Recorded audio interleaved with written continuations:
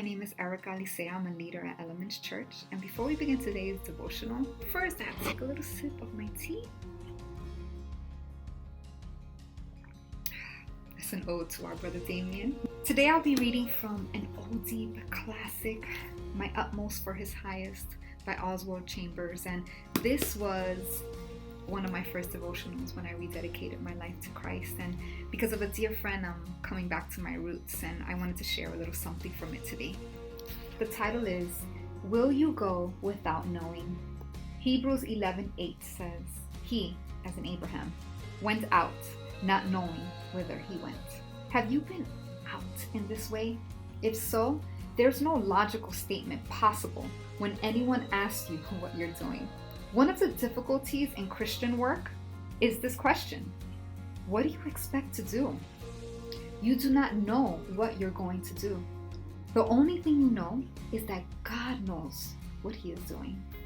Continually revise your attitude towards God and see if it is a going out of everything, trusting in God entirely. It is this attitude that keeps you in perpetual wonder. You do not know what God is going to do next. Each morning you wake, it is to be a going out, building in confidence on God.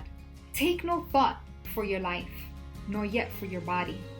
Take no thought for the things for which you did take thought before you went out. Have you been asking God what He's going to do? He'll never tell you. God does not tell you what He's going to do.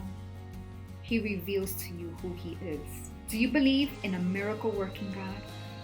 And will you go out and surrender to Him until you are not surprised an atom at anything He does? Suppose God is the God you know Him to be when you are nearest to Him. What an impertinence worry is. Let the attitude of the life be a continual going out in dependence upon God. And your life will have an ineffable charm about it, which is a satisfaction to Jesus. You have to learn to go out of convictions, out of creeds, or out of experiences, until so far as your faith is concerned, there is nothing between yourself and God.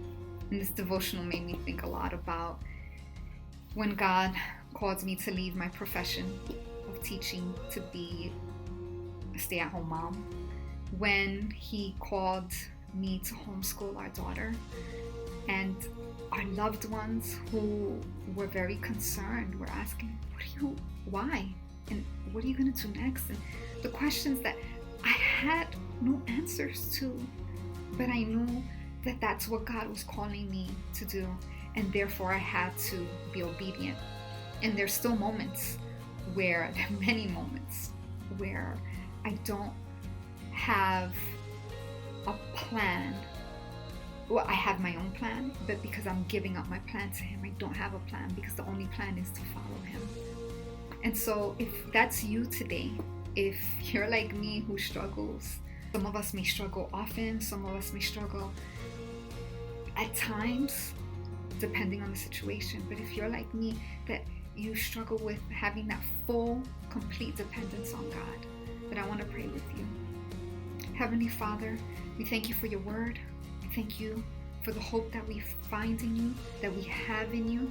And we ask, God, that as You call us out to the unknown, that we can be like Abraham, be obedient and say yes. Yes, Lord, even though we cannot see where You're taking us, even though we cannot see the full plan, but that our hearts are fully and completely obedient to You, open to You, to Your will, to Your plan. Help us, Father. We pray these things in Jesus' name.